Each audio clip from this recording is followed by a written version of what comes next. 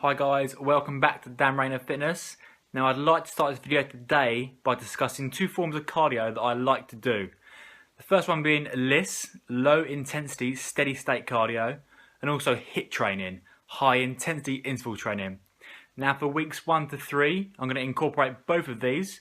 I'm going to do one session of LISS training and one session of HIIT training. Today I'm going to be showing you how I perform my HIIT training on a row machine.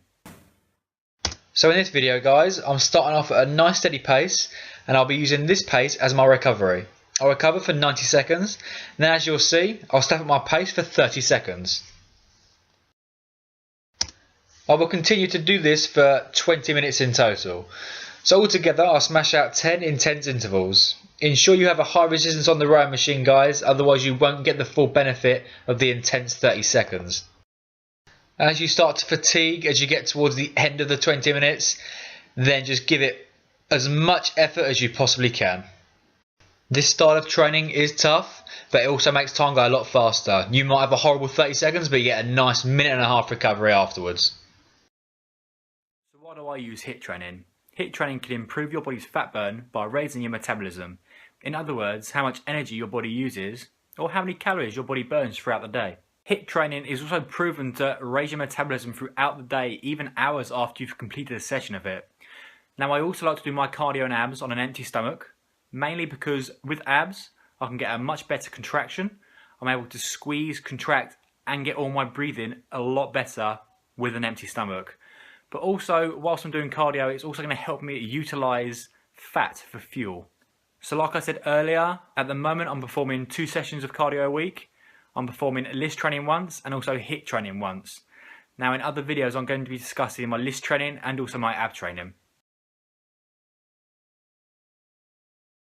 Now I'd like to discuss another supplement I'm using today, and that supplement is a multivitamin. At the moment I'm currently using Optimum Nutrition's Optimen, and I have been now for about 2, maybe 3 years.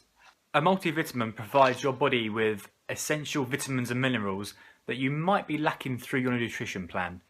Now in terms of dosage, it will totally depend on the person's current nutrition plan. As I'm in a deficit of calories, I like to get at least 3 tablets in to ensure I'm getting enough vitamins and minerals in my system. Whereas somebody who's on a higher calorie intake, maybe a surplus, they might only take 2 tablets. I think it totally depends on your current nutrition plan. Now I like to take my multivitamin tablets at certain times during the day guys, mainly when I feel best is need to take them. So for me personally, I like to take one at breakfast. So after I've been sleeping, after I've been fasting for let's say 6 to 8 hours, your body needs them nutrients back in your system. I also like to take my multivitamin after a workout, once my body's been depleted of calories, nutrients, just to get a top up in there along with my protein shake on the side. At the end of the day guys, even if you're a bodybuilder, a marathon runner, or just the average gym goer, a multivitamin can definitely assist in helping your body, but also to help keep you healthy as well.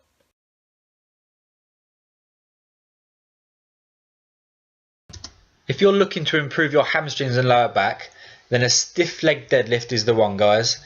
Hamstrings are often the muscle in the legs to be neglected, mainly because people want to train the muscles they can see in the mirror, hence the quads.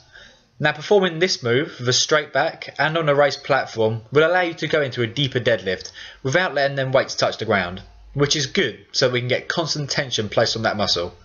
If you feel this move the next day on your lower back more than your hamstrings, then maybe ask someone just to check your technique to make sure you're not going to hurt yourself.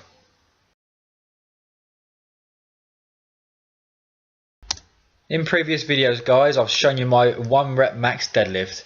But it's also important to remember to do higher reps as well as lower reps.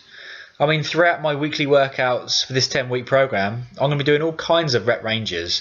Sometimes I'm doing 6 to 8 reps, sometimes I'm doing 8 to 12, and then sometimes I'm going right way up to 20 reps. It's all about variety to keep that body guessing. So don't just concentrate on 1 rep max deadlifts. Remember to rep them out sometimes as well, just to get the most out of them. Don't be afraid to use a rest pause technique guys when doing deadlifts. Give it your full concentration. The last thing you want is to lose your focus and hurt your lower back.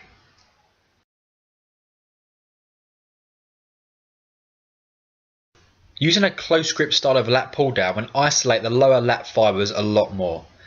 Have a slight lean back but not too far, get a nice stretch and controlled movement back up, and then pull the grip down towards your upper chest. If you find your biceps start to fatigue quickly, then try performing the exercise with straps. This will allow you to concentrate more on the lat muscles. Now, I'm a massive fan of finding out new ways to try and hit certain muscle groups. In this video, I adapted an underhand style of pull down with single arm cables. It took a lot of pressure off my wrists that I sometimes get with a T-bar. It also gives you the option to go to alternate arms if you choose to. Give it a go, guys, and see how you get on.